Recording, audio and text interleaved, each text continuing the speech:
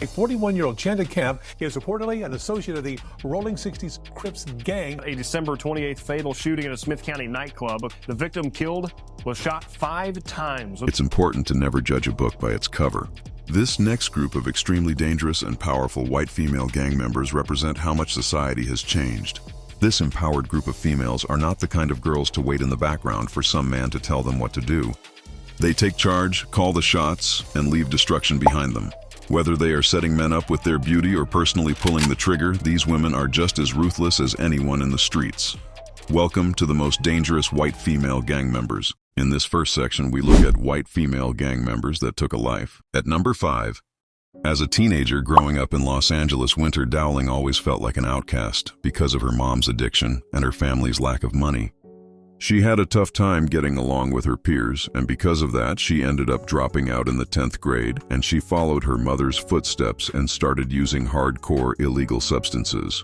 During this time, according to court records, Winter gets involved with one of her dealers, a guy named Sean Stovall, who was one of the most feared men in the city, and a high-ranking member of the bounty hunter Watts Bloods.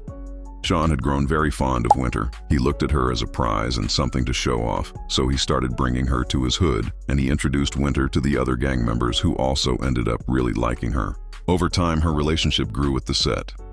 Allegedly, she was hooking up with a couple of different guys at the same time and would come to the hood almost every day to hang out and smoke tree with the Bloods. During this time, her addiction had gotten worse, and she was willing to do just about anything to get a little money so she can fuel her habit. When one of their most beloved gang members, a 23-year-old named Kyle White, got gunned down outside of a deli, it did not take long for them to realize that their rivals, the Grape Street Crips, were the ones responsible. This is widely recognized by gang experts and law enforcement as the most violent rivalry in the Watts area.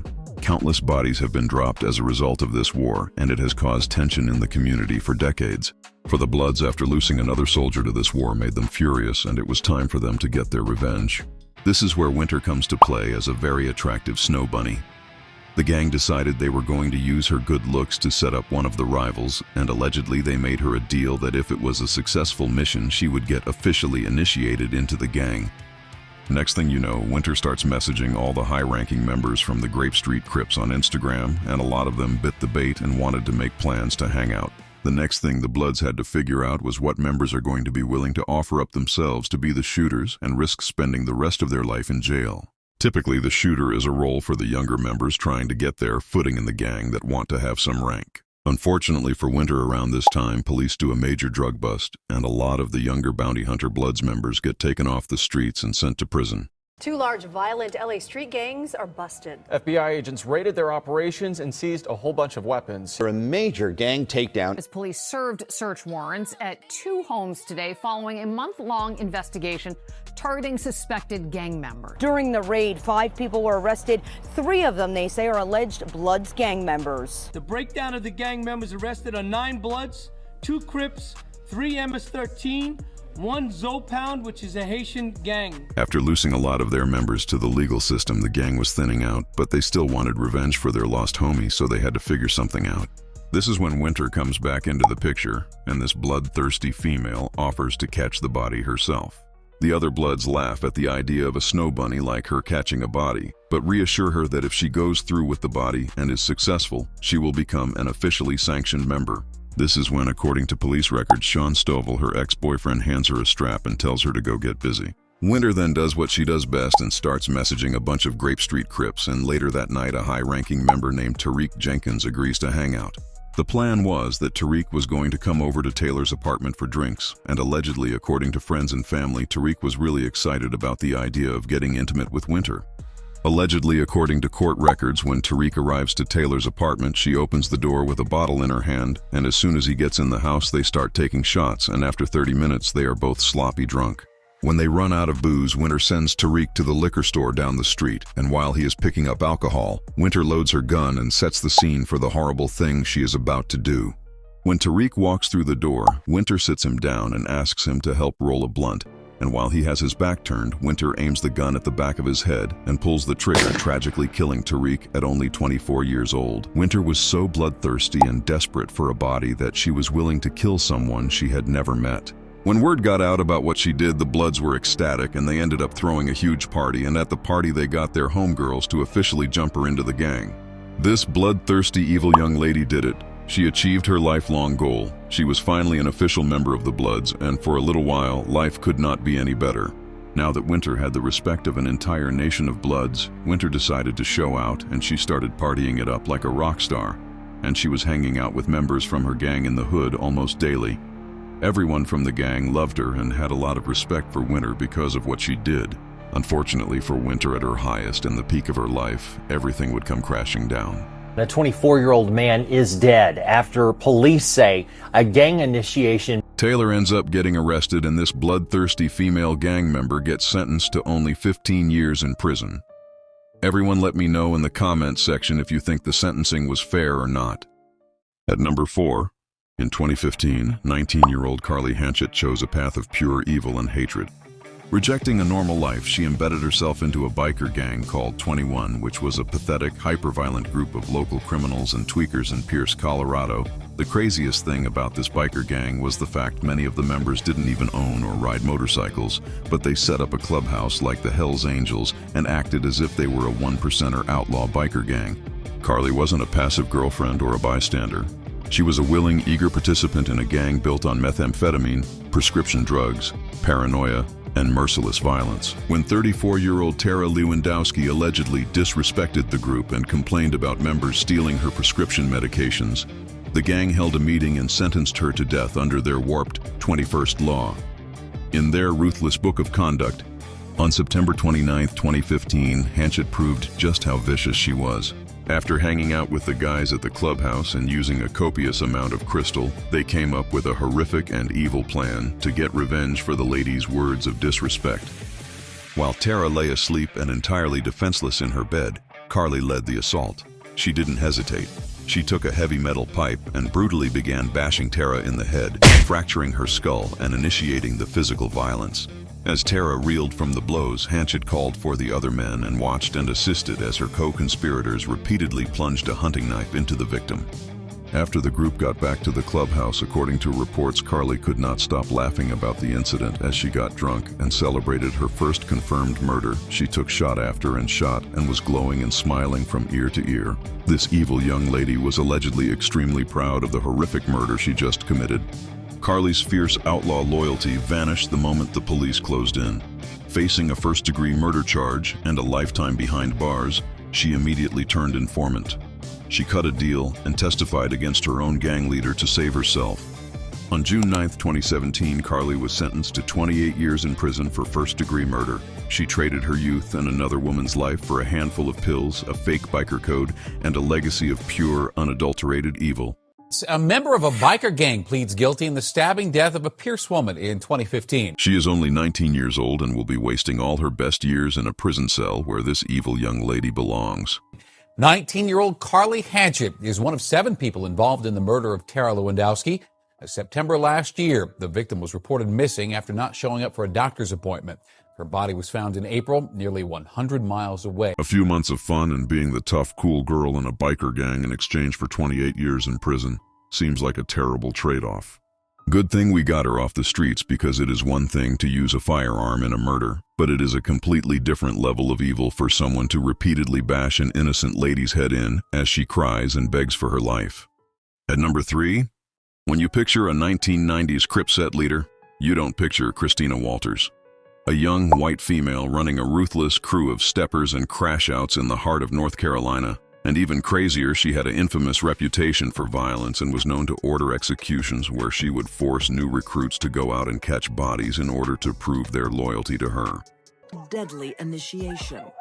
They needed a sacrificial lamb. This is a ritualistic type of operation. It all starts in 1998 in Fayetteville, North Carolina, where a troubled teenager named Christina Walters has been living with her grandparents for the last 5 years.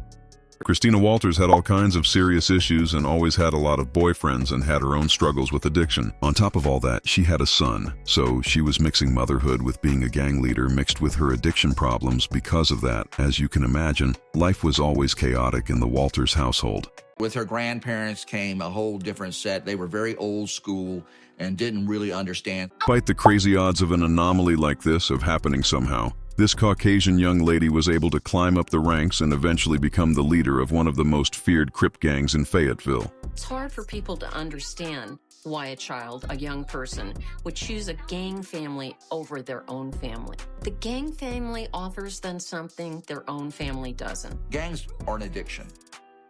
Christina proves to be an outstanding addition to her new family. When she first joins the set, she is so desperate to impress the guys that she goes back on her morals and starts sleeping with a bunch of them, and allegedly during this time her violent side comes out, and during a mission she allegedly shoots and nearly kills a 24-year-old rival named DeMarcus Andrews. She was very good at organizing. She knew how to control people. She knew how to calm people down, which is very important, of course. She knew how to hype them up. When Christina breaks all the odds and becomes the leader of the gang, it is a shock to the underworld, and it becomes quickly evident that Christina is going to have to prove herself if she wanted any respect in a man's world. It is very rare for a female or a woman to become any kind of leadership position because gangs are a male-dominated society. Christina Walters defies all the odds to rise up the ranks. By the age of 20, Christina becomes a gang leader. In crime. Next, this evil female gang leader does something horrific to try and impress the guys in her gang. In August 1998, Christina will take her first blood. Christina, who was extremely evil according to friends back in the day, was upset that the rival that she shot earlier in her life did not die, and she was desperate to know what it felt like to kill.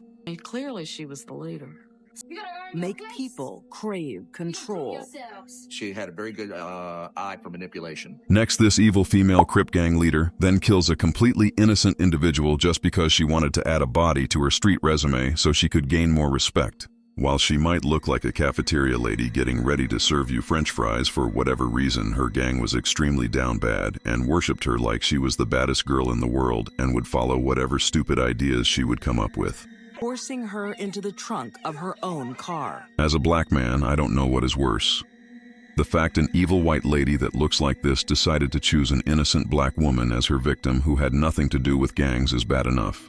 But the fact a group of brothers were so down bad to the point they would follow a girl that looks like a burnt-out cafeteria lady and victimize an innocent lady that looks like their mother is even more evil and deplorable. In my opinion, let me know in the comments section what you think is worse and why. Trapped and terrified, Deborah awaits her fate. The victims to not be shot, to please don't kill us, please let us live, only fueled Christina's fire to kill. This young adult was the definition of pure evil and just wanted the sensation of what it would feel like to take a life. They went back to Christina's house and they were talking about, oh, how much fun it was that they had killed this woman. When they all got back to the house, Christina felt no regret and was laughing and bragging about killing an innocent black woman who has nothing to do with the streets. The girls have gotten out of the car to see what's going on.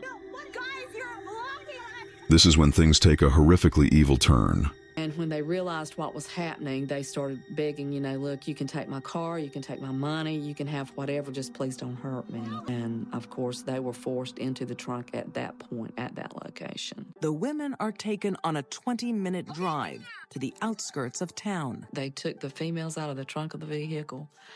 The whole time they're begging for their lives, please don't shoot me, please don't kill me, please don't shoot me, please don't kill me. This is when Crip gang member Eric Queen, who has had a giant crush on Christina for years, starts crashing out with the hopes that he can impress her by showing how violent and ruthless he can be. Members to Christina, they made all the sense in the world. Christina is a vicious gang leader and evil woman that deserves to rot in prison for the rest of her life because of these horrific crimes. At number 2, in the quiet hills of Clarksville, Tennessee, the Mongols Motorcycle Club wasn't just a social group. Federal authorities classified them as a racketeering enterprise, a syndicate built on meth trafficking, witness tampering, and ultimately, extreme violence. The Mongols Motorcycle Club, also known as the Mongol Nation, is one of the most prominent outlaw motorcycle clubs in the world. Since its inception, the organization has grown from a local group in Southern California to an international syndicate. In Clarksville, Tennessee, police were investigating the gang for a number of different serious crimes.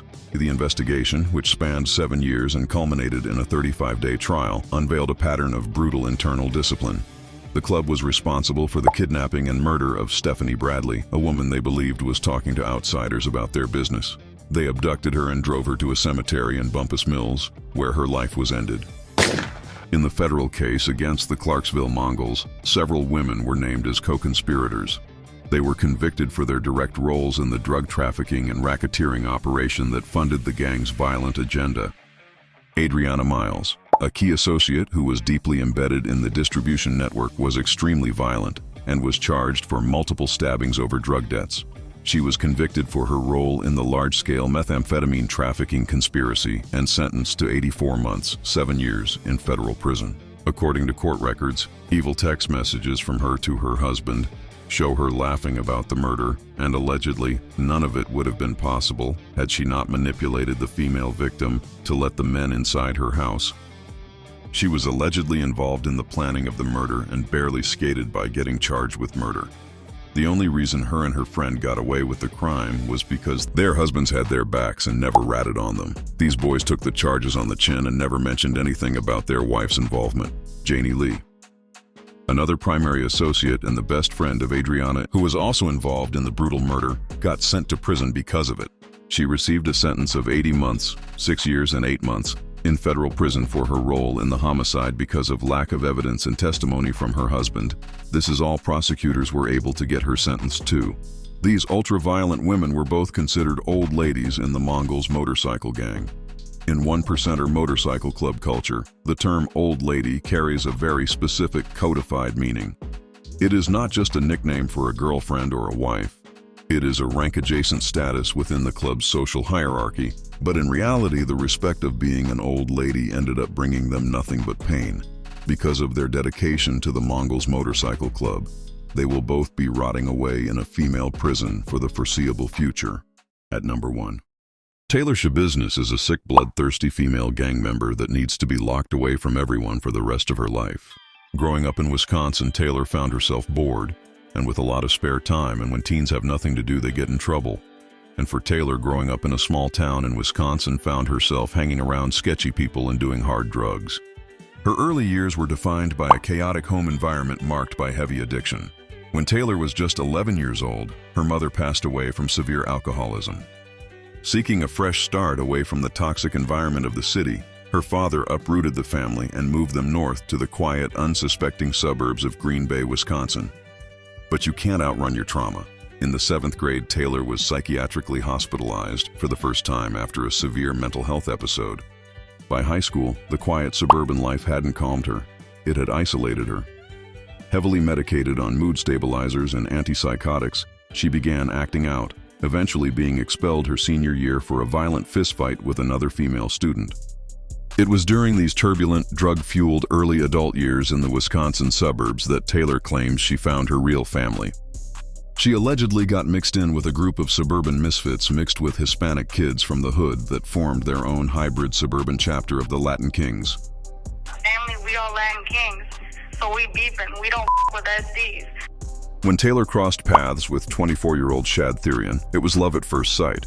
But according to suburban gang politics in her area, it was forbidden. While he might not look the part, believe it or not, Shad Therian, who ended up being her boyfriend, was an active suburban SD gang member. Unfortunately for the Lovebirds, their gangs were beefing over drug debts. She was stepping directly into enemy territory and was playing a dangerous game by dating Shad. In the Midwest street hierarchy, Latin Kings and SDs have a deep-seated violent history. It's on site in a lot of the Hispanic hoods in Green Bay. Officers responded around 1:45 a.m. to Deckner for a weapons call.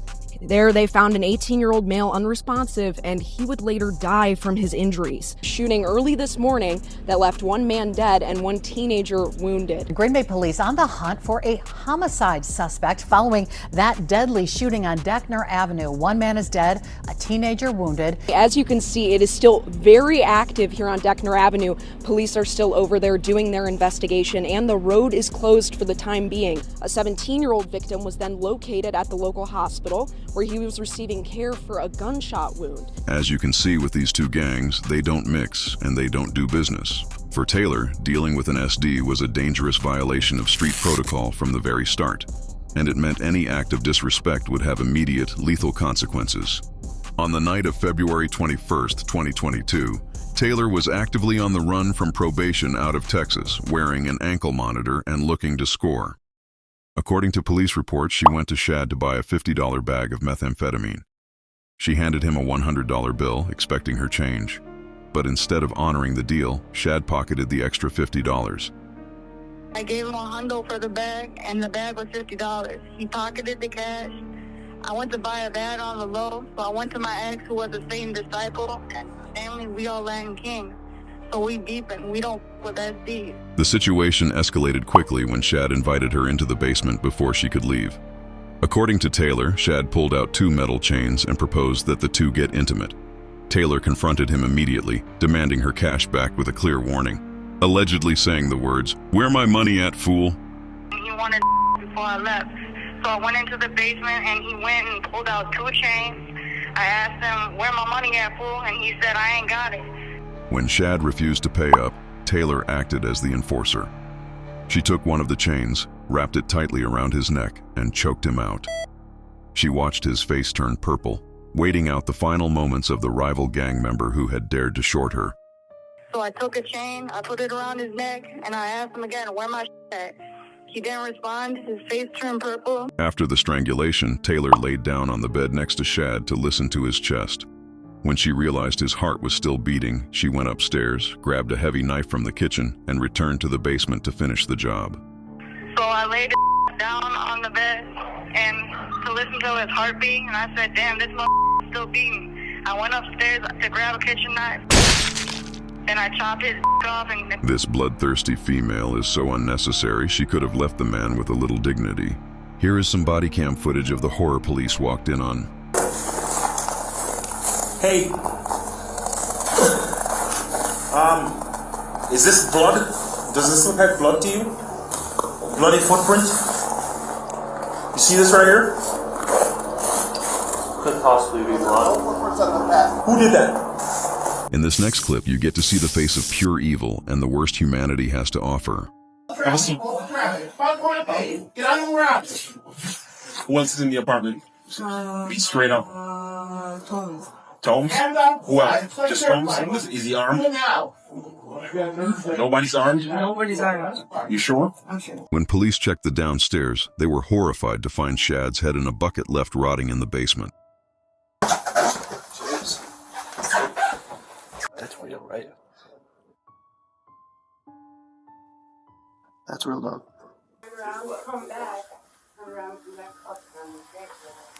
Dude, it is.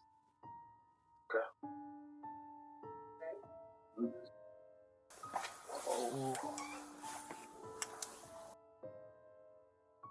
Yeah, that's real, dog. After this discovery, for obvious reasons, Taylor was charged with murder, and this bloodthirsty female gang member was finally behind bars.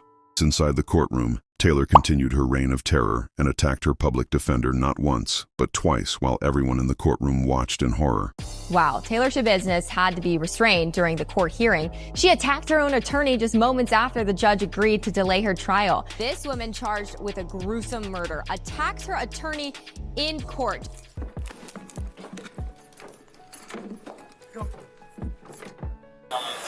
You went off on your attorney, Taylor. You went crazy on your attorney. This actually happened more than once.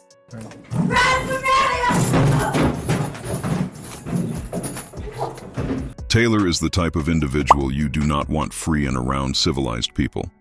You might also know Taylor as the woman who pointed finger guns at the judge during her trial, and also flipped off the same judge during the same trial. It takes a special type of gangster to continue flipping off and threatening the judge while facing life in prison. Say what you want about Taylor, but at least she is keeping the same energy she did in the streets inside the courtroom. Unlike a lot of these gangsters that turn into punks when standing in front of the judge facing life in prison.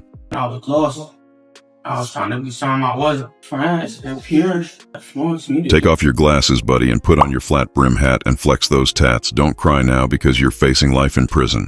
I caused pain on the community and their loved ones. And I hurt 2 little girls. I deserve to be punished. And their family gotta live with the pain forever that I caused. I wish I could be one, but I can't. You don't see Taylor switching up in court like this. And at least she got her man. She walked him down and didn't put any innocent bystanders' lives at risk like this clown did. You might also know her as the woman who was eventually forced to wear a spit guard for everyone's safety and then leaving dismembered body parts across the city of Green Bay, Wisconsin. All jokes aside, the reality is that Taylor is a sick, bloodthirsty girl that you do not want to be beefing with when it's wartime in these streets. Mother found the victim's head in a bucket. I found my son's head in a bucket, so I'm dumbfounded. My prayers and condolences go out to the family, friends, and loved ones of this young man who tragically lost his life at the hands of the monster that was Taylor Schabusiness. In this next section, we look at dangerous white female gang members that are a menace to society. At number 5, this next trans gang-banging drill rapper from Maryland named Corteza Starr has the whole internet going crazy. What do people assume about you that's usually correct? And I got balls. Okay, y'all. Transgender down.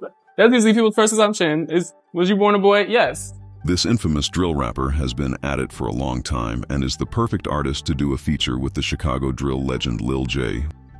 You not in Paris, and if you are, you didn't see me. Hey, hi, Snobiety. It's Corteza Starr. We here. If you take away that wig, all I can see is Steph Curry. Process of getting put together. Being touched a lot is crazy, but you gotta do what you gotta do when you're out there on the floor. I really like the socks and the shoes. I am a loafer lover. I would wear those outside the church too, maybe even in the club. You never know what you might find at a club in this crazy new world we are living in. I made my mind go blink. I was just staring at the person in front of me's head and going. For 30 minutes before the show, my outfit was not on. So I was just in a rush. I had no pep talk. I was just, it's time to get in this line and go. On top of making it huge in rap, she has also been blowing up in the modeling industry, and she has been seen on the runway of some of the biggest fashion shows in the United States. It's coming up. What are we most looking forward to wearing this winter? Big furry coat, big furry boots with bikini. Any head accessories? You know, like the sleeping caps, like the pajama caps that are like super long? Yes. They're kind of camp. Ready to get into my jester style. Fans have been going ecstatic as they anxiously wait for their role model and favorite drill rapper to switch up into jester style this winter. In this next clip, she explains how she made the massive global radio smash hit single 100 bands. 100 bands, I'm in Paris. It was very just much, kind of just like a hype song. I was in the studio for like an hour or two. And then the whole song was made. So yeah, I write my bars on the couch, maybe a chair, sometimes just in the brain. To think that such a masterpiece was written so casually is groundbreaking for the music industry and will permanently change how artists write and compose their music moving forward. In this next clip, Corteza Starr explains how femininity works. Femininity is multifaceted. You gotta get into that. Brat summer's coming up, it might turn green again. That's Mother, okay? I go to Savers in Baltimore. That's the eat. Don't think about the one piece, you have to think about the whole thing. Vision. To all the dolls, keep kicking it even if you hate me. Boots, you kind of love me. And I kind of love you. I'm sorry guys, I had a really tough time following her train of thought. Let me know in the comment section if any of you got what she was trying to say. In this next clip, she goes on a podcast with a young man who claims to be straight, but many think is part of the community. And live, and I'm here with Corteza Starr. Yeah, Tire Thrift. We're gonna do a little shop, so let's go. Baltimore, but I'm raised in Delaware. Yeah. I rap. Tonight we're doing Corteza Crunk. That's one of my big ones because it's like a dance. People like to dance too. Corteza Starr created a new dance that has been breaking the internet and flooding TikTok. We're all on TikTok video. A whole new generation of young men are now following her lead and joining the community because of her massive reach and how much they love her music and style. And as Corteza Starr has gotten bigger and bigger, they have been posting non-stop about how the Corteza takeover is getting serious. You have to teach me. I know that you're like into alternative. How would you describe your style? Grunge, aesthetic, really. Like kind of punk. Can we all agree as a community not to sag our pants anymore? And of all interviews, sagging your pants like that, doing it during this one adds another layer to the situation and is out of pocket. I know bro claims to have a girlfriend, but we have to be honest here, guys. Someone definitely sprinkled a little sweetener in this man's tank. Oh, is there some stuff here that you see that is like a little bit of your style? So I got this little shirt, this little graphic shirt. I'm putting it under the leather jacket. And with the pants. While the new style is fresh, I know you guys have all been anxiously waiting at home for winter so we can see the highly anticipated jester style that the entire world has been counting down the days so they can finally see that magnificent outfit. Yeah, ready to get into my jester style. We're gonna find a purse and maybe some sunglasses. If you could choose between any dream collab, who would you want to work with? Rico Nasty. She used my song on one of her videos and I was like, what the freak? Yeah, I was gagged, city. That is the accomplishment of a lifetime and achieving success. like that is proof that the American dream is still obtainable. Looking out for Fiend. It's coming out soon. And we got this fresh new fit on because I'm out in New York. But I'm from Delaware, so I don't really know where I'm at. Hundreds of bands in my panties for fun. I want to fight so my hair in a bun. At number 4, Lindsay Harris is a super hood white blood gang member that represents the Nine Trey Gangsters, also known as NTG, or the Nine Trey Headbusters. Nine Trey is one of the founding sets of the East Coast United Blood Nation. In Camden, a highly prominent and violent faction known locally as the Nine Trey Headbusters has operated for years. They historically established major strongholds for drug distribution along Broadway Avenue, as well as Stevens and Benson Streets, and have maintained direct street and supply pipelines running between Camden and Philadelphia. This hood white female gang member is the last kind of person you want to date after going on a couple dates with a guy she met on social media. She got obsessed, and after the young man found out about her gang affiliations, he ended up breaking up with her. Woman has been identified as Lindsay Harris of Lower Gwinnett, Montgomery County, and the home police say they found her breaking into is that of a man she had briefly dated. They had initially contacted each other about 6 months prior on a dating website. The male decided not to continue the relationship, but I guess the female wanted to continue it. And when it comes to white female bloods, they do not handle rejection well and will start stalking you if you reject them. But I guess the female wanted to continue it and came to his home and not only broke into the home, but had a bottle of wine and some water ice ready to enjoy an evening with this guy who was completely shocked to come home and find her. She had drinks and was ready to go. The man could have at least enjoyed one more night before calling it quits. NBC 10 spoke to the victim off camera. He says for weeks, things had been moved around his house and appeared to be out of place. He was completely shocked to come home and find her standing outside of his house, looking at him through the sliding glass door, and immediately called 911. And he did not give Harris his home address. People are pretty good at finding other people on the internet. Why police suggest you limit what you put out there, and before you meet with someone and exchange information, vet them.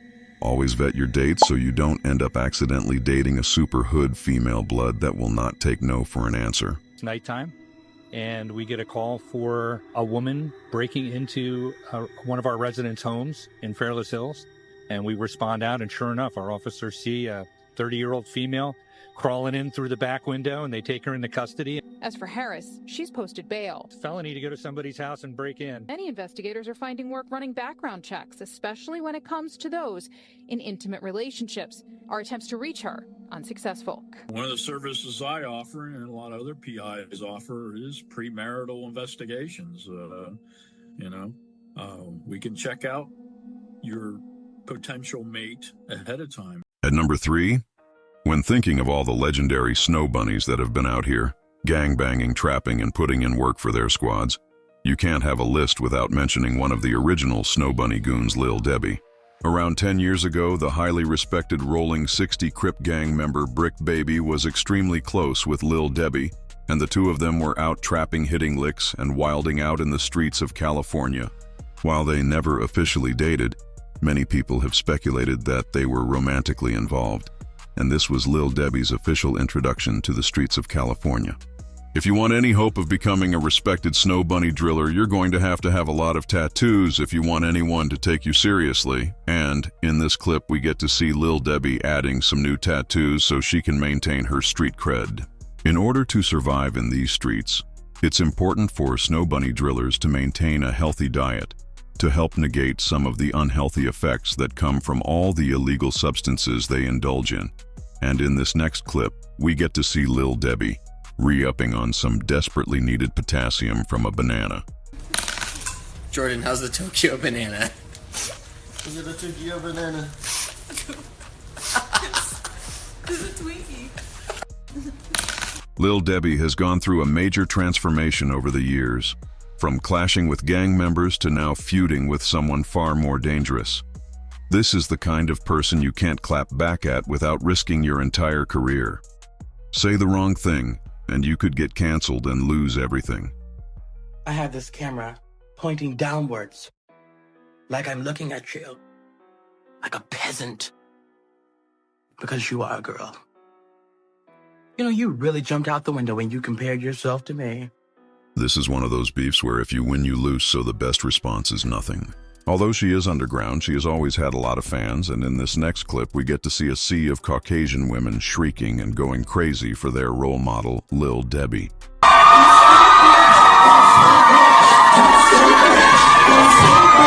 For a snow bunny driller, reputation is everything, and if you don't want to get a face tattoo yourself, if you want to be taken seriously, it's important that you have at least one friend with a giant face tat. And in this next clip, we get to see Lil Debbie's token face tattoo friend complain how much she misses Lil Debbie.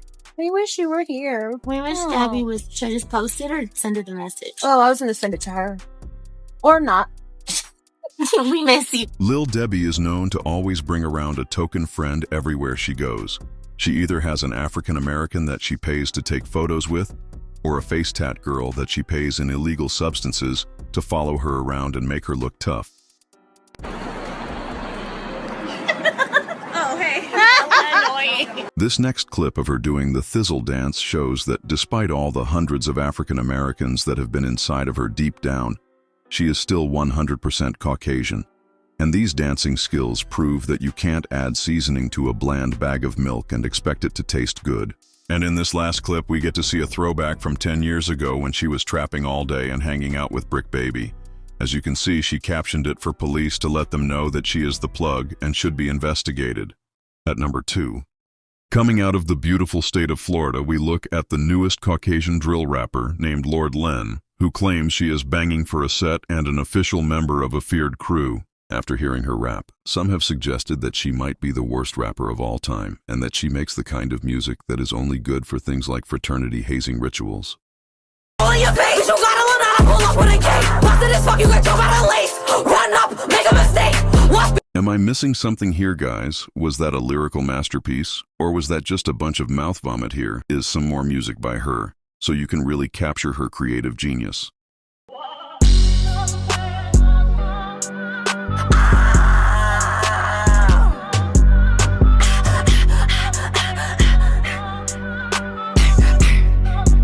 Whoever stole her meds needs to give them right back. We're not the same. Come to the club, I start making it rain like. The craziest thing is a lot of people have claimed that her IQ is somehow even lower than her rapping skills. I love British accents. British, Russian, European, foreign. Those are my favorite accents. This might be the first street-affiliated drill rapper that is 100% on the spectrum. Stop playing.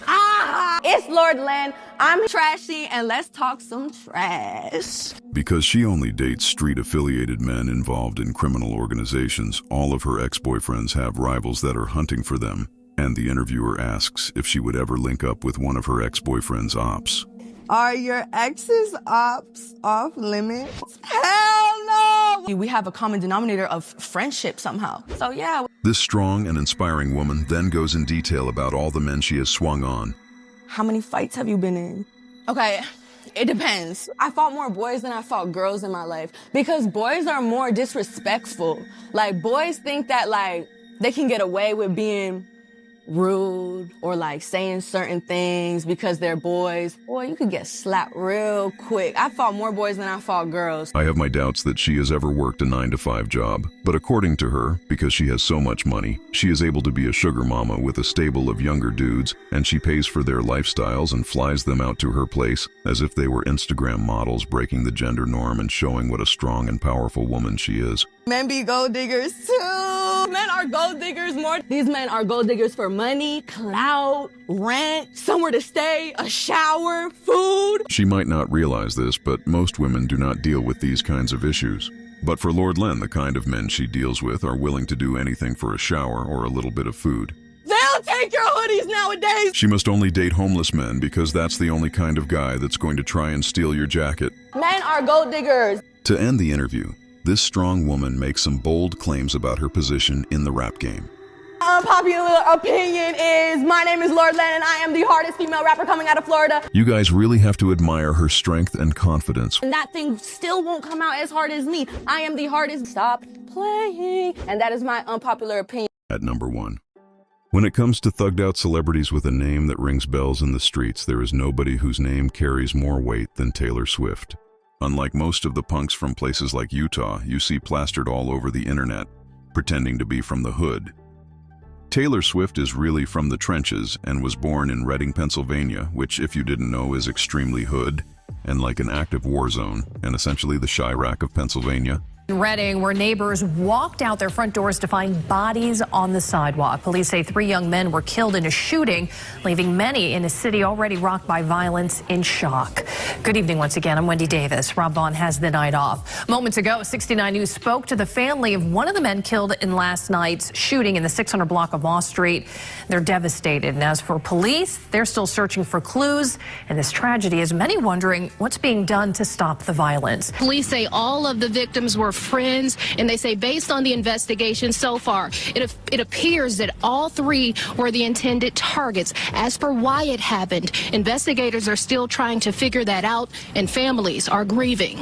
And for Taylor Swift, growing up in West Reading meant she was very familiar with the streets, because during this time, lots of her high school classmates were getting bodied as a result of gang-related beefs. People were shot and killed in Reading Berks County last night. It happened on the 100 block of 3rd Street. That's about a block away from Reading Area Community College.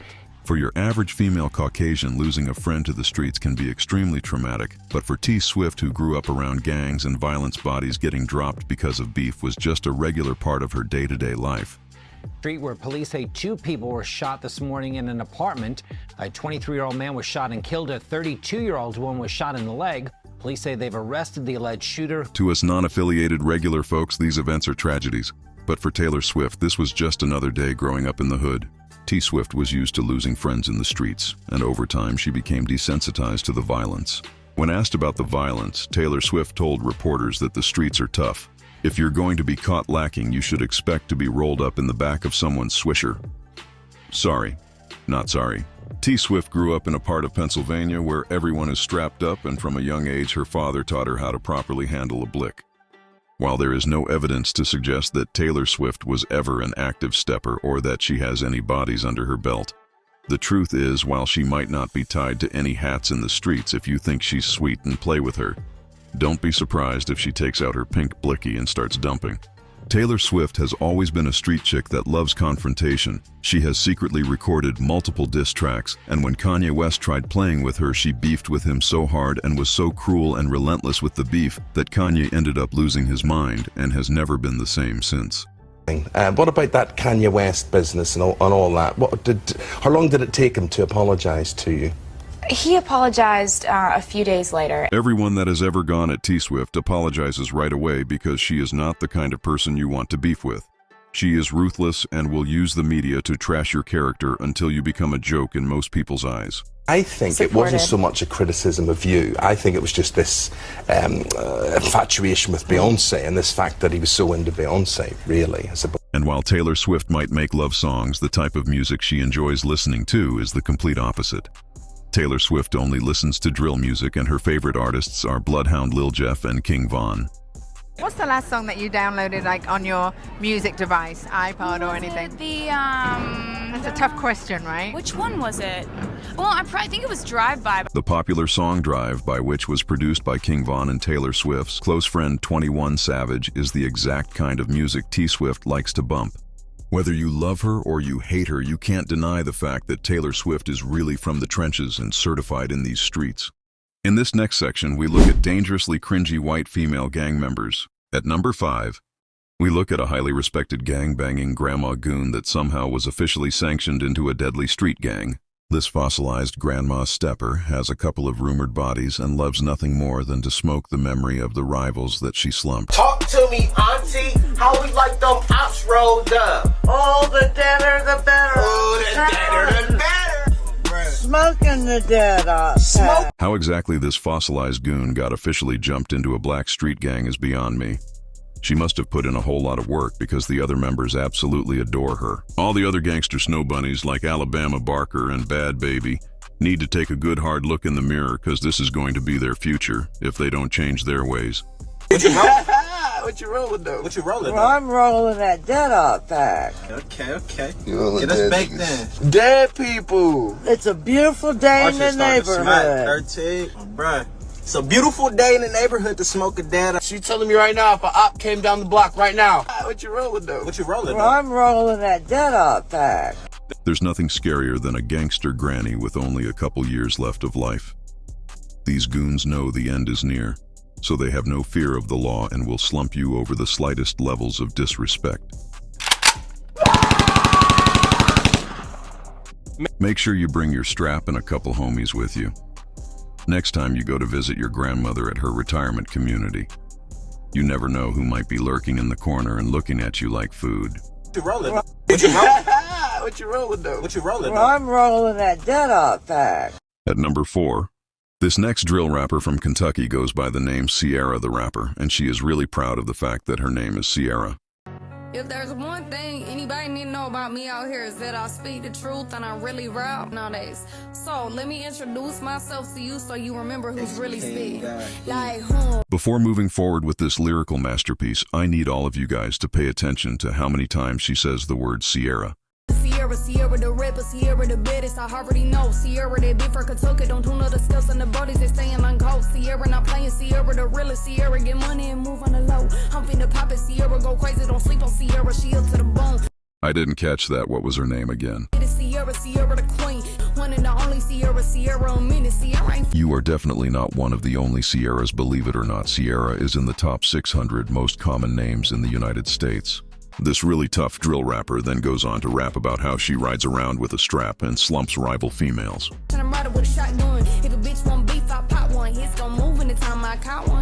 Like the strong, intelligent, and powerful woman that she is, she ends up clapping back at all the haters who have a tough time understanding what she says.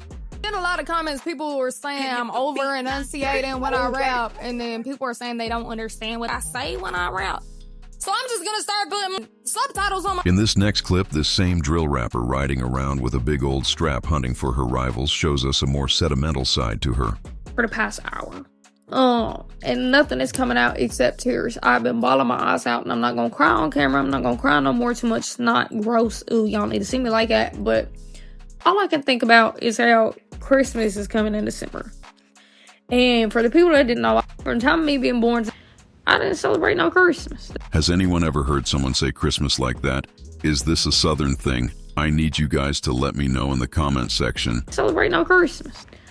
Juvie don't do no for Christmas. They don't get... When I got out of Juvie... You missing Christmas because you were in Juvie sounds to me like your bad decisions got you there, and perhaps if you had made better choices, you wouldn't have missed all those Christmases. I could have decorated a tree with some old pop cans outside, but that's besides the point, you know what I mean? It's not... what it is. But I realized, me being 19 years old now. She is 19 going on 35. There is no way this lady isn't in her mid-30s. I can have my first Christmas this year. My very first. This is honestly pretty sad, and this goes to show you guys the consequences of living this kind of lifestyle while playing gangsta on the internet might look fun and exciting. There is a whole other side to it, full of disappointment and regret for the wasted years. I own, and it's got me emotional. And I don't even think it's just because the Christmas thing is more like to my child self, like, hey, I know you went through a lot, whatever, but things are different now. And you're going to be able to experience the world. Yada, yada, yada. And yeah, let me stop being a sappy. Hopefully she can come to the realization that living that lifestyle only ends in disappointment. And in this next clip, we get to see why Ciara is the reigning spelling bee champion in Kentucky. A lot of y'all didn't know Big C stands for Big Kentucky. Someone needs to let her know that Kentucky is spelled with a K, not a C. In this next clip, Ciara starts bragging about her most intimate area, and she claims she has got the type of goodie that makes men go crazy. I can tuck a fried cooler cat, finger licking good. You heard, huh? Big C, big wallet, big me, huh? When this drill rapper isn't talking about her Kentucky Fried Cuda Cat, which is finger-licking good, she likes to push out a good message for the youth about the importance of sobriety. I make songs talking about eating Percocets until eyes roll in the back. Y'all want to say I make junkie music? Y'all are backwards as I guess that I'm just disappointed because in my opinion, it's one thing to not like a song. Everyone has personal preferences, but to say like this, it just really lands to me as out of touch. like you have no clue what goes on in the real world. And another thing that I want to say while it's on my mind is I'm so sick and tired of seeing people shame addicts as if they're not people for being addicts when addiction is such a human thing to go through. Really, I just don't see why there's feedback like this on a song about endorsing Percocets. At number 3, this next extremely talented rapper goes by the name Lexa Gates, and she is a marketing genius.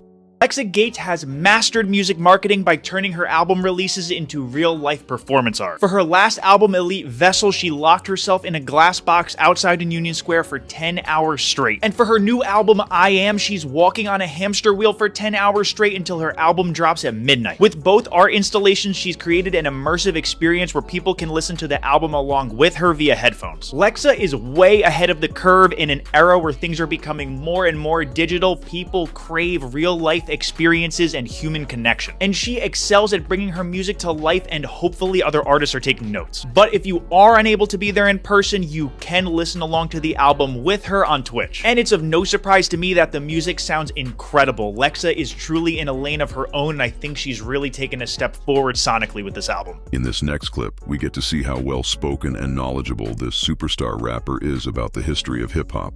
The whole Kendrick-Drake rivalry. We finally get to hear her opinion on the Kendrick and Drake rivalry. Kendrick-Drake rivalry thing, like, I love both of them. And my Perfect 10 album is Good Kid, Mad City by Kendrick Lamar. This was a difficult choice, and I thought about it a lot. I just feel like this album paints a picture of triumph. I absolutely love the way she talks. She is so great at pronouncing her words. Of triumph and evolution. Making something out of nothing, because just day-to-day life is everything. It flows together perfectly. This album is a masterpiece. Mona Lisa in the audio form. If that album was a painting, it would be in a museum, and everybody would be coming around the world to look at it. I think, like, I love both of them, and that's corny. Everybody being like, oh, Kendrick the GOAT, Kendrick, ah. Like, yes, he is the GOAT, but like, so is Drake. I just feel like that needs to be said. By definition, GOAT means greatest of all time, and by definition, only one person can be the greatest. By definition, you can't have multiple GOATs. And when all of that was going on, I really hated it, and I couldn't stand it, and I didn't want to be the one in the conversation to be like, well, you know, they're both good. I still love this album. It's just like really beautifully put together, and like so many radio hits, but at the same time, things that feel so natural about it. I don't know if it's his mom and dad talking, calling him on the phone, or like when he has like his friends in the car, they're like gonna go do some shit, and he just puts it all in such an artistic way. These things probably happen all the time, and nobody really sees it the way he sees it. Poetic Justice, hello, Kendrick and Drake, that was a better time. When everybody was just friends and everything was cool. And of course, Don't Kill My Vibe, which is just sounds a little controversial. Literally just everything on the album. That album is perfect. Even just the intros and the interludes. You can tell she is a historian when it comes to hip-hop knowledge. It's all great. That's my favorite album. Well, I don't know. Actually, I wouldn't say it's my favorite album, but it's my Pitchfork Perfect 10. Thank you. At number 2, female drill rap has been taking over the streets and has gotten extremely popular and mainstream. The newest female drill rapper to pop off and make it mainstream is a 30-year-old lady who goes by the rapper name Taylor. Men usually think that they're competing with other men when it comes to dating me, and they're wrong. They're competing with me. I love to be alone. I love to be in a bed by myself. I like to go get coffee by myself. I like to lay my head down at night and not have to worry about someone's son. For Taylor, it's a giant red flag. When a man cares deeply about his son and wants to talk about him at night, she's not trying to hear none of that. Really like to be by myself. So if hanging out with you isn't as great for me as it is to hang out with me. All of her fans agree with this statement, and this type of thought process helps explain why the dating market is so bad right now. Your ego's beyond me. Taylor loves to say how she is completely over her ex, despite the fact almost all her social media posts are about him. You don't get to say you know me if you only know the version of me that stayed. That's not who I am. I found out my ex was cheating on me. He was like, you don't trust me? Go through my phone. And I was like, okay, I will. And so I went through his phone, saw everything, And then Telling your girl to go through your phone knowing it's full of all the girls you've been messaging to try and cheat on her with is diabolical and can partially explain why she feels the way she does towards men. I went through his Instagram and all of his DMs and stuff for just like the extra confirmation that he was cheating on me. And he was, but also he had been DMing all of these girls constantly. And I was like, dude, what the fuck? Like, I was so embarrassed. And I was like, how many fucking girls can you DM? And he was like, well, if it makes you feel any better, like, they don't even respond. And I'm like, that's worse. That's so much worse. Like, you're trying to cheat on me and you're failing because no other female wants you. That is so much worse. I was just thinking about how when I found out my ex... I might not agree with everything Taylor says, but I'm 100% with her on this one. I've gained 30 pounds. I've gained 30 pounds in about 6 months. I am getting comments about it. I've seen them. I see the messages, I see the comments, I delete the comments. But I'm wanting to address this because it's a very important message. I've gained weight and I'm the healthiest I've ever been. I am working out all the time. I'm running every day. I feel incredible. I'm so happy. I am so ecstatic with my life. Number 1, shout out to her for being healthier because she looks great and should not be worried about the comment section. Number 2, if you're trying to get sympathy from people, social media is not the place to turn. You signed up to be a drill rapper and public figure, and with that you signed up for all the negativity that will show up in the comment sections. Literally every single public figure gets negative comments. She then explains how she is so over her ex and wrote a song about him that's now all over the radio. She then makes another post about that same ex that she is completely over and never thinks about, and brags about how she is on a giant billboard in Times Square. She then makes another post about that same ex that she is completely over and never thinks about. And in the post she captioned it by writing how it's only 10 in the morning and she has already called her ex a couple times. I am a girl's girl through and through. And then at that point I become a lesson. Because clearly, if at your big old age, you are still a mean, nasty, disrespectful human being, somebody has to teach you why that's not okay. And it is now my job to break the cycle. And now, we get to see the transition from a heartbroken suburban mom that can't get over her ex-boyfriend to a drill rapper really from the streets, standing on business and putting in work for her set. Just look at that face. Tat, does that not scream really about that life? At number 1. With so many gangster grannies out there terrorizing the streets and catching bodies, it should come at no surprise that a couple of these gangster grannies have decided to monetize their street cred. The newest gang-banging granny stepper to give rap a try goes by the creative rap name Your Favorite Granny. When she's not out trapping in the streets or gang-banging with the homies in order to make a lil extra cash, this big old granny stepper works as an Uber driver. I can tell that you also have God in you. I can feel it while I'm in this car. I can see it on you. I can hear it in your lyrics that God is working with you. God is allowing you to do the things that you do. Appreciate that. I feel nothing but peace around you. Oh, thank you. Nothing but peace. Like if somebody has a bad soul or bad spirit, I can feel that. I can feel their negativeness and their evilness. I can pick it up just like that. But don't think it's all sweet with this big old granny. If you cross her or get on her bad side, she's quick to start spitting missiles from those big old lips. She will tear you up and speak her mind like the strong, independent woman that she is. If you did anything to the car, you'd say sorry or nothing. What are you saying, man? You know you hit the car. I don't. You definitely looked. No, I looked to see how much room I had. You definitely hit the car and didn't even say sorry or nothing. I didn't see I hit your car, but there's no marks. Do you guys think these guys are lying? Do you think they hit her car and are just trying to cover up so they don't have to pay? Well, you didn't hit it back there. Your door hit it. Oh, there's no marks. Okay, I'm sorry. I'm just saying you could have said sorry. That's all. I'm fat. I'm sorry. I was all looking good. to see how much room I had at the line and if I was in the line, but I didn't know it hit your car. Okay. Nah, she just trying to get paid. Imagine how terrifying it would be having this big old granny goon screaming at you from her car. She was standing on business and ready for all the smoke. Nah, she just trying to get paid. Ain't nobody trying to get paid. Don't start no. That's what I'm dealing with in the phone. Yeah, well, you got the wrong one is what I'm saying. It was a common courtesy thing. Why are they disrespecting this southern watermelon of a granny? In this next clip, we get to see a guy she was cracking start simping and going crazy over this big old granny heartbreaker. After getting involved with a much younger man, he wasn't able to keep up with the big old granny's lifestyle, so he became very clingy and jealous. And after breaking up, this simp has been following her everywhere she goes and blowing up her phone non-stop, just so he can have one more chance at getting some of that big old granny box. When this big old granny cracks, you're going to be hooked for life and lose your manhood and act like a complete simp. And in this video, we see this younger man doing the most and following this big old granny like a lost puppy, hoping he can somehow win her back. But when a big old granny stepper calls it quits, you've got to respect her wish. I'm sure if you go to your local bingo or retirement community, you'll find some other big old grannies that are looking for some love. Up next, we get to see an argument between the two lovers, and the big old granny lets it be known that she can't deal with how clingy and jealous the younger man is, and she lets it be known that she needs a man that is secure with himself if they want any chance of dating a dime piece like her. So if you're the younger man from the video and you happen to watch this, understand that it's time to move on, buddy. There's other big fish in the sea.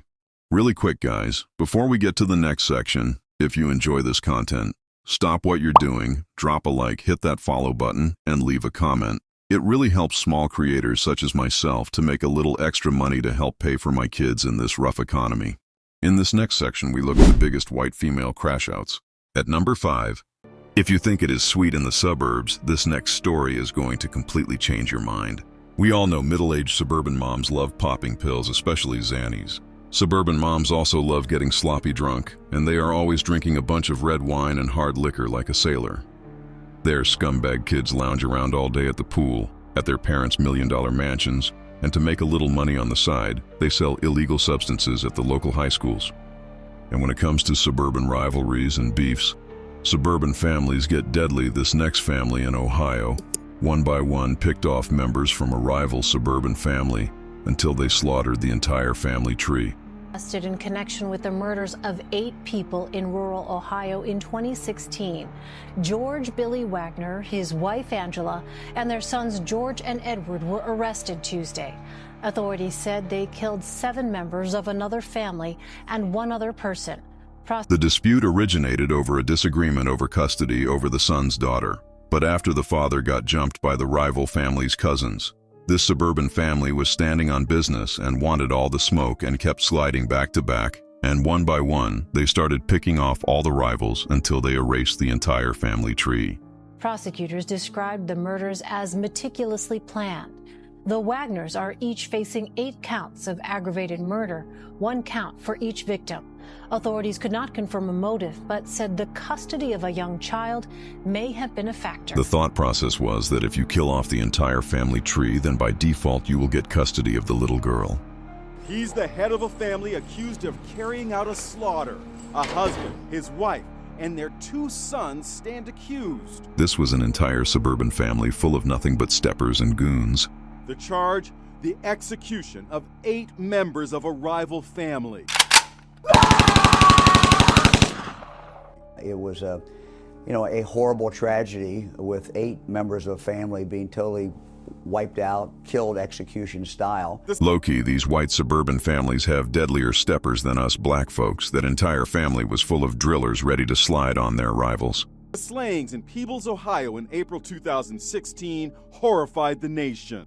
This is clearly not the kind of family you want to cross.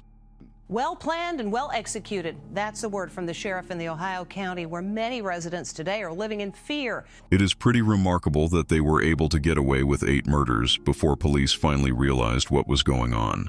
Leonard Manley lost his 38-year-old daughter, Dana Roden, in the massacre. I lost a daughter, a granddaughter, 2 grandsons, a son-in-law, and a real good friend, and another good friend.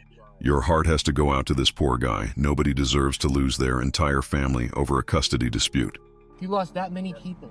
We lost 8 people. The victims ranged in age from 16 to 44. The houses in which they lived were all targeted. How do you possibly get this many crash outs all in the same family? They were all certified steppers, even including the mom. In this next clip, you get to hear audio of the pure terror the family was experiencing at the crime scene as they were desperately waiting for police to arrive. Blood all over the house. Okay. My brother-in-law who's and then I beat the hell out of them. It ended up taking police 2 long years to finally put an end to the one-by-one slayings of this poor family. Now, after a 2-year investigation, arrests have finally been made. George Wagner, who appeared in court today, his wife, Angela Wagner, their son, George, their son, Edward. That's not all. In this family, even the grannies are certified goons that are out there in the streets hunting ops and catching bodies.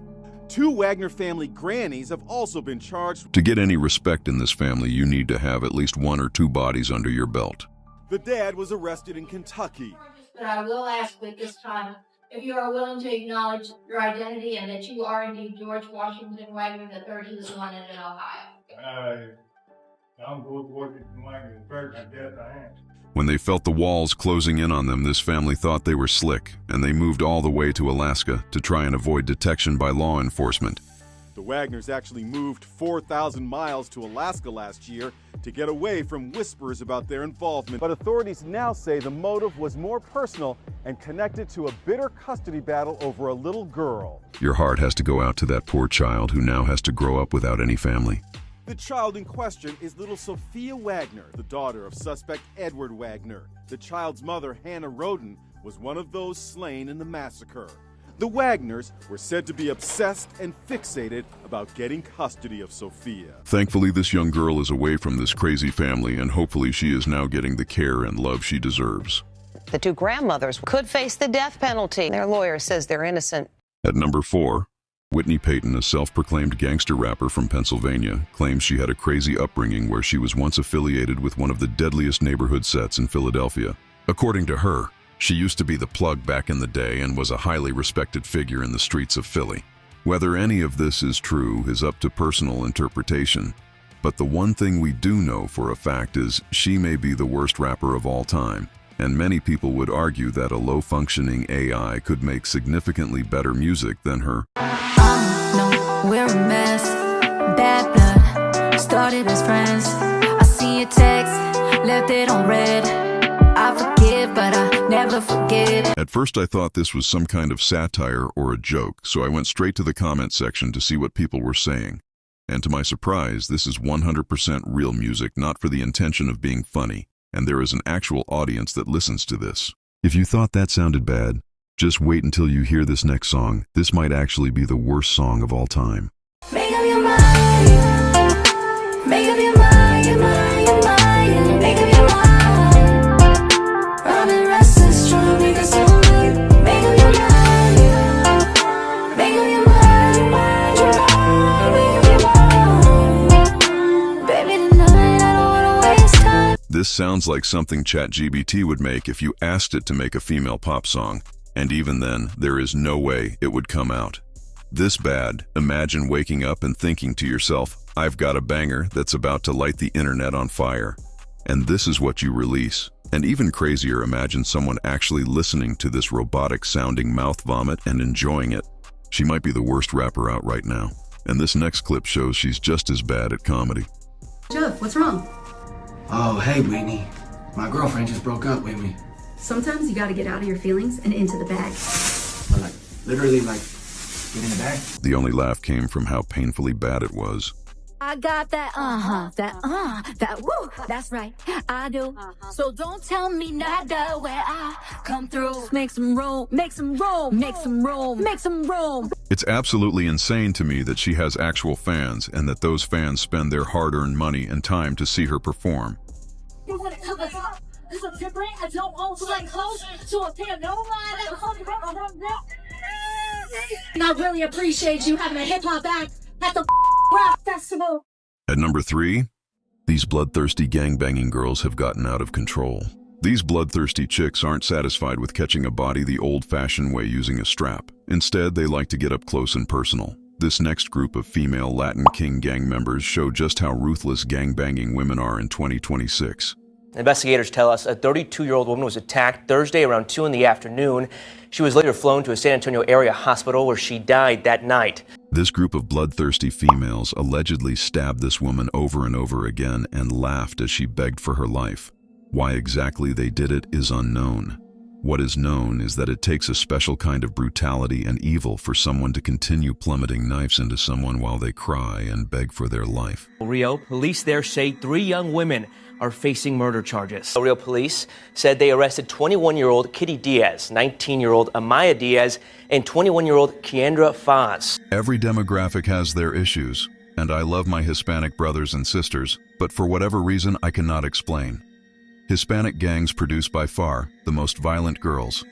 These girls really live and breathe gangbanging, unlike any other girls from any other culture.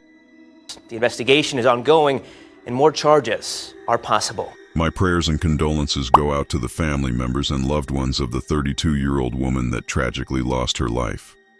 Hopefully justice will prevail and these knife-wielding, bloodthirsty savages will get fried in the courtroom and hopefully will never see the light of day for what they did. This is pure evil at its worst, and there needs to be severe consequences for this animalistic behavior. At number 2. Grandmother is accused of taking a teen on a drive-by shooting. The 15-year-old faces gun charges. The woman was arrested for the shooting. Mom and her teenage son are behind bars accused of committing a drive-by shooting in North Spokane. On August 22nd in 2022, according to police, 36-year-old Danielle Anderson and her 15-year-old son, who is affiliated with a suburban chapter of the Treetop Piru Bloods, got the drop on arrival and pulled up with choppers and lit his house up like a Christmas tree.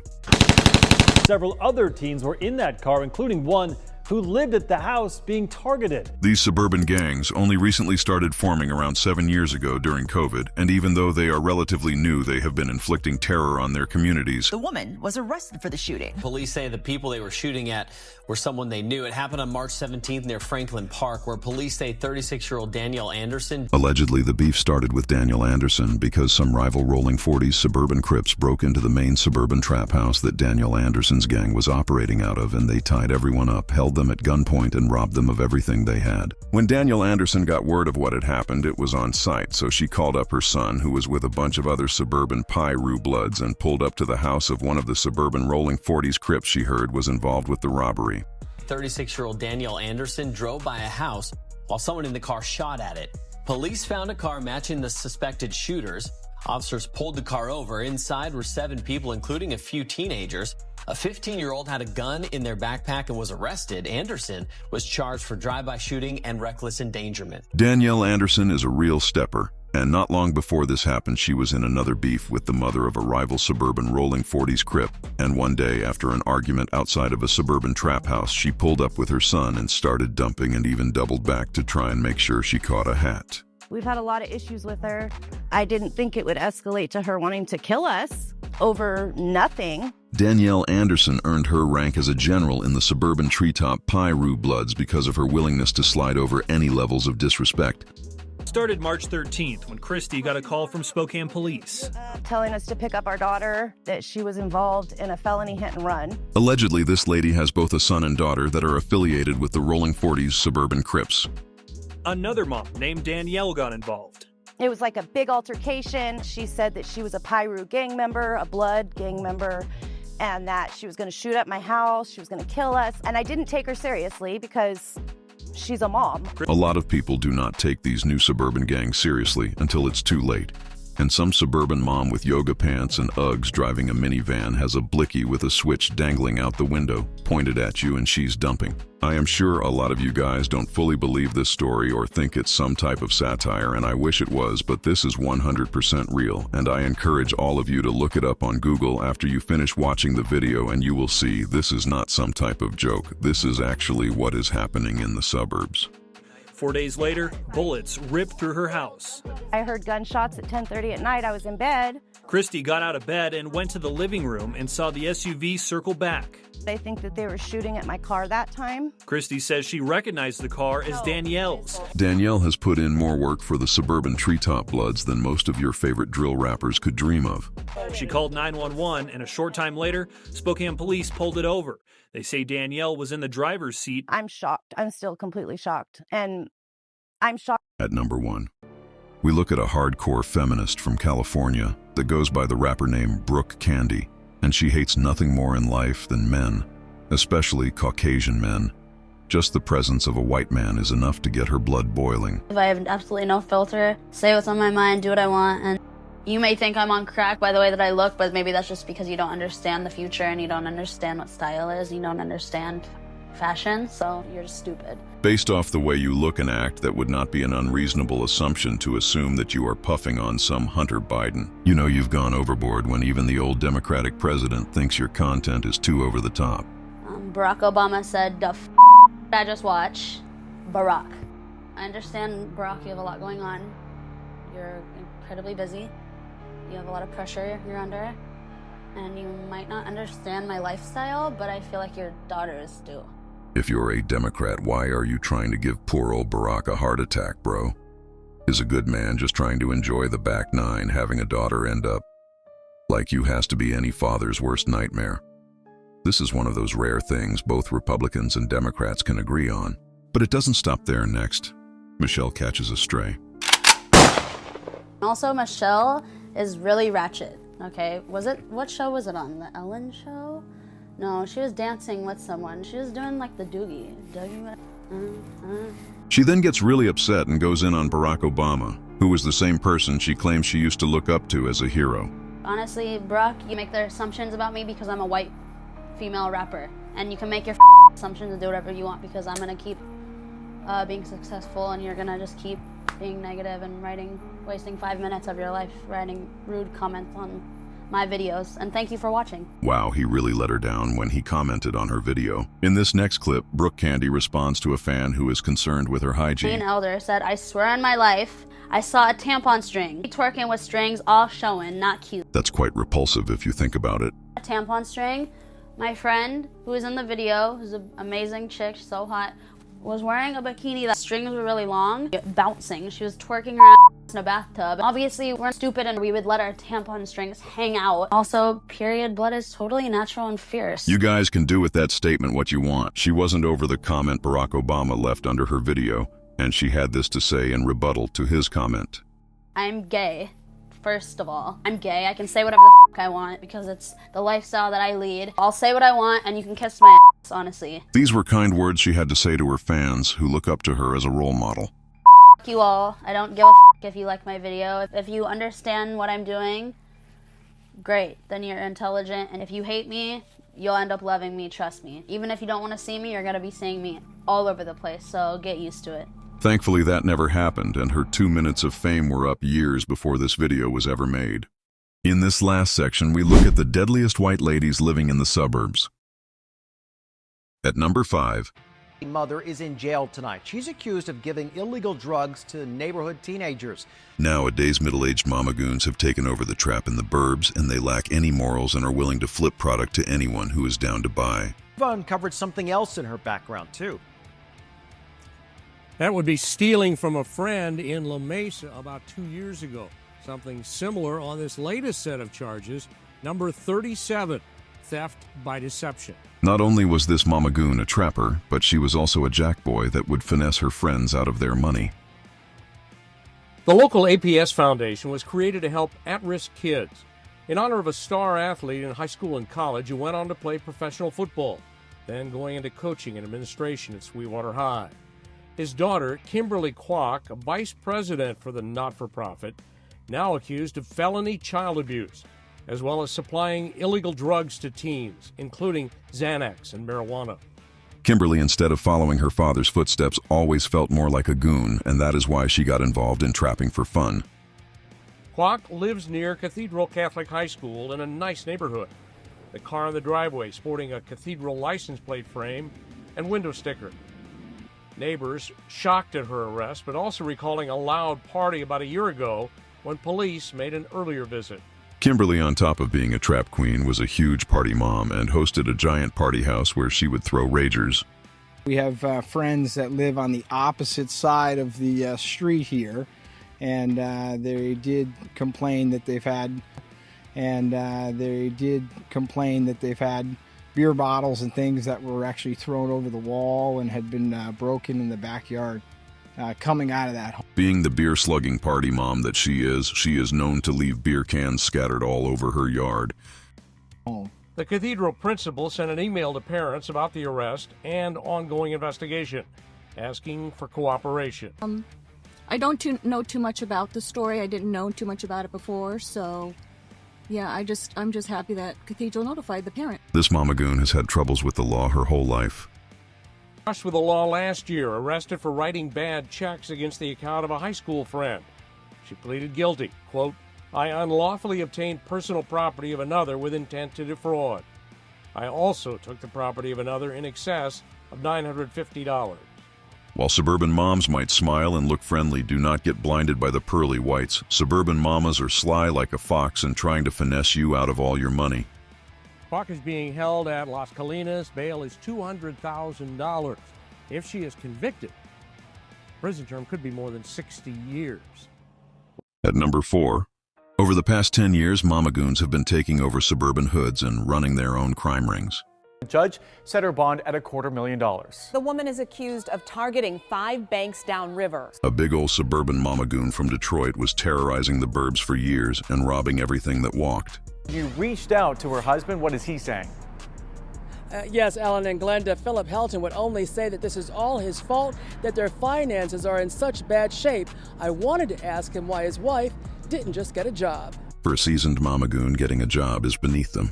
Any criminal convictions on your record at all? No. But all that may be about to change for Amalia Helton, because if the allegations are true, this stay-at-home mom was her own crime ring. When Wendy's new Cajun spicy chicken sandwich dropped, it was only going to be a matter of time until the big old suburban mama goon made enough money to get as much sandwiches as her heart desires. Pulling off 4 bank robberies and 2 attempts, all downriver and not far from this home she shares with her husband and 10-year-old son. Almost serious emergency. Wind up, we were just right. Monroe Bank and Trust. The big old suburban mama goon had grown tired of settling for the $2 Wendy's Junior chicken sandwich. She wanted that $6 Cajun, so she did what she had to do to fill up that big old suburban stomach of hers. Police say the bank robber in this hoodie is also Amalia Helton. This surveillance image was taken the day she's accused of robbing a Chase Bank in Allen Park just 2 days after Thanksgiving.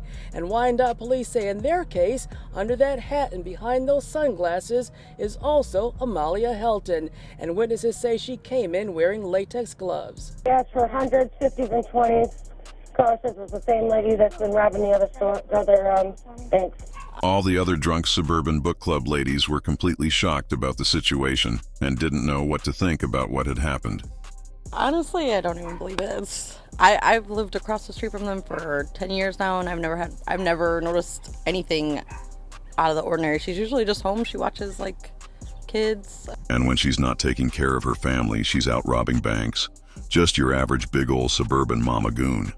In court today, Wyandotte police said Helton confessed to their bank robbery, telling detectives she did it because she and her husband were having trouble making ends meet. And those $2 Junior chickens just weren't hitting the same. Look at the size of that lettuce.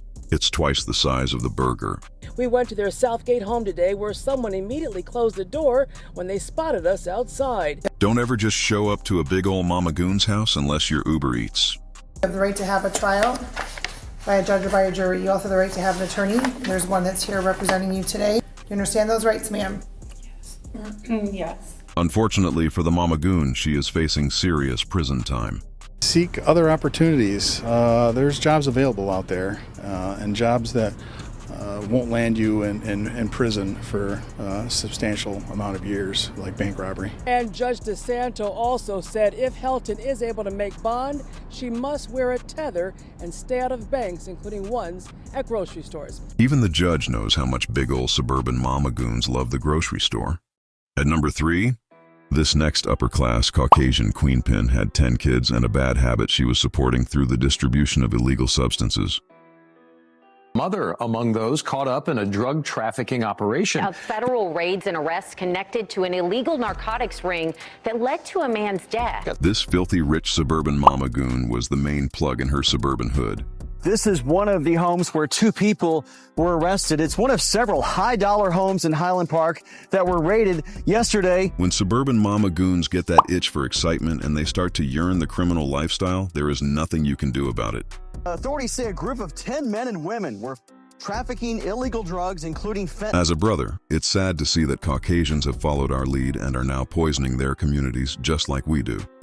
They were exposed when a Collin County man suffered a fatal overdose. Depending on the state, You can sometimes get murder charges when this kind of thing happens, so unfortunately for this suburban mama goon, if I had to guess, she will end up sitting in prison for an extended period of time. Hopefully she has a lot of money saved up from all that trafficking she was doing so she can support those 10 kids she is responsible for while she is behind bars. Gina Bishop Corwin is among those indicted on 7 counts involving drugs and weapons charges. Not only did she flip work, but she was also strapped up with choppas and blickies and ready to fill up a rival rich suburban mom full of slugs. The 51-year-old developer and mother of 10 children was arrested at her Highland Park home.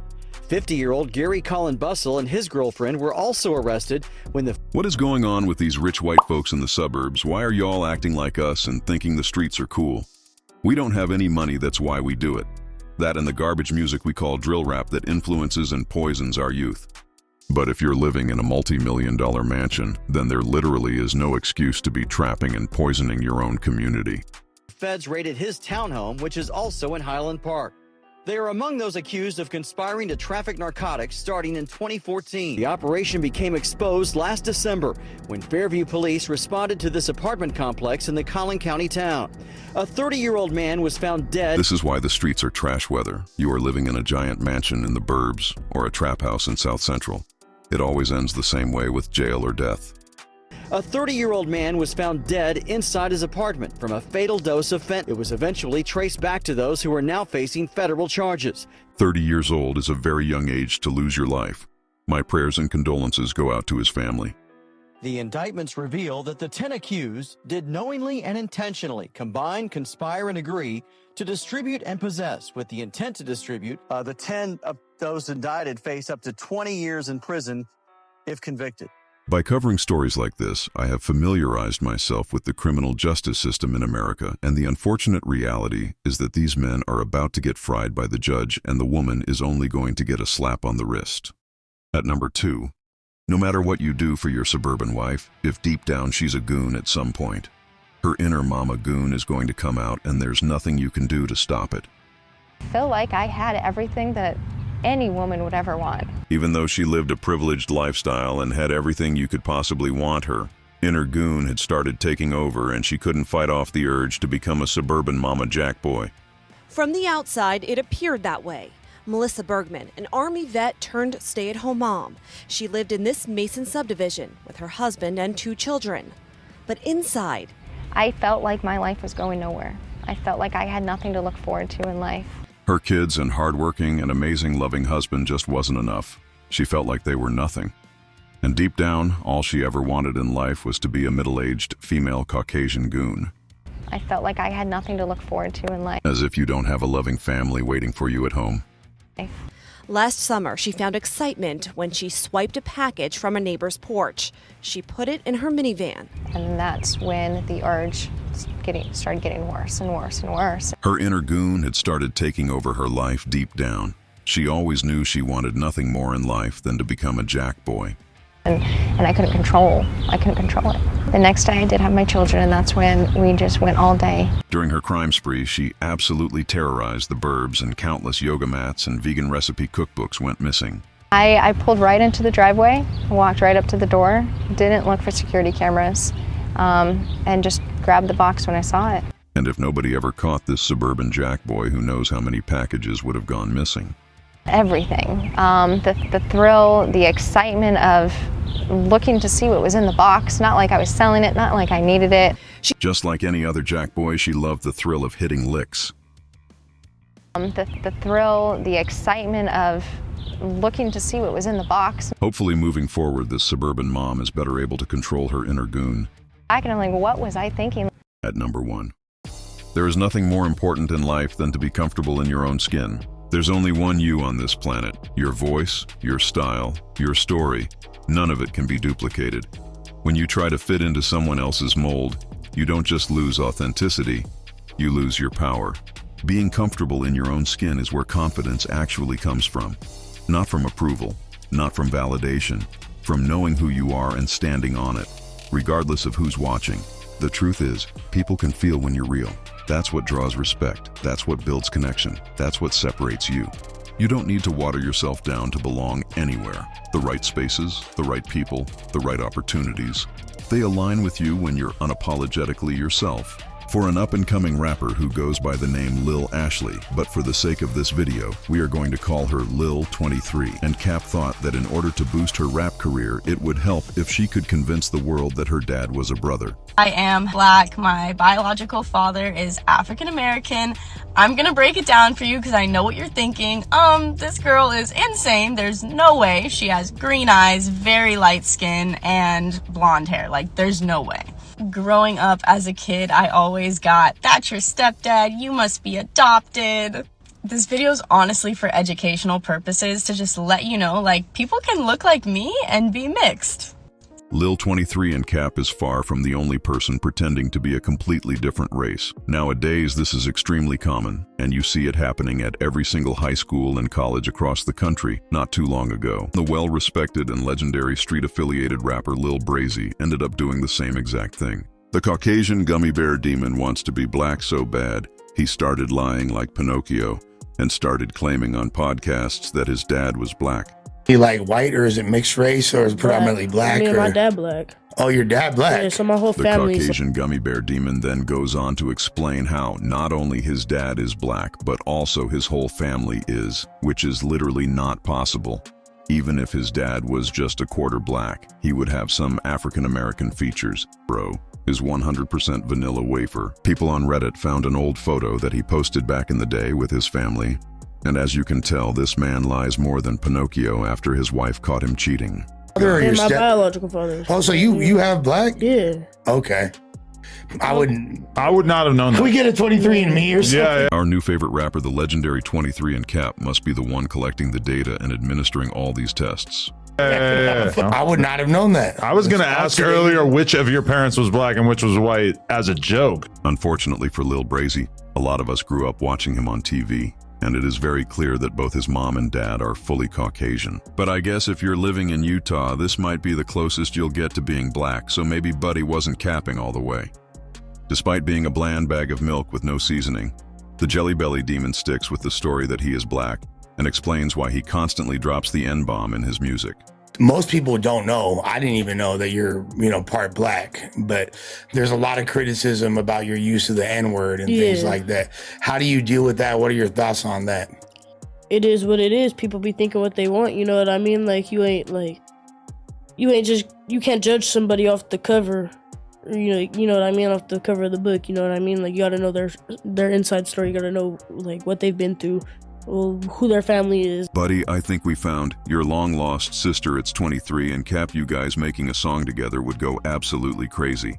You should name it something like Daddy Problems or Family Ties. Everybody drop a suggestion in the comment section for what the title of the song should be. Hopefully, if either of them ever watch this video, we can give them some inspiration. You know what I mean? Like that.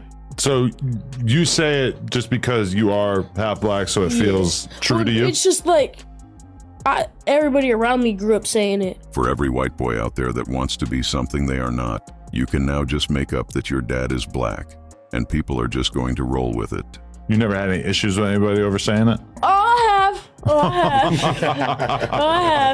I've done kind of couple fades behind that, but... Really? But you still feel like that's kind of your responsibility to stand on it? That's one thing I like about Jin Lee, is that he ain't backing down. If anybody got a problem with it, he's like, all right. Luckily for the Jelly Belly demon, this gimmick has been working out great for him, and he is now making thousands of dollars a week off the back of this ridiculous and made-up backstory. Hopefully 23 and Cap can find the same success, because when you don't have talent, you need some kind of gimmick if you want to make it out the burbs.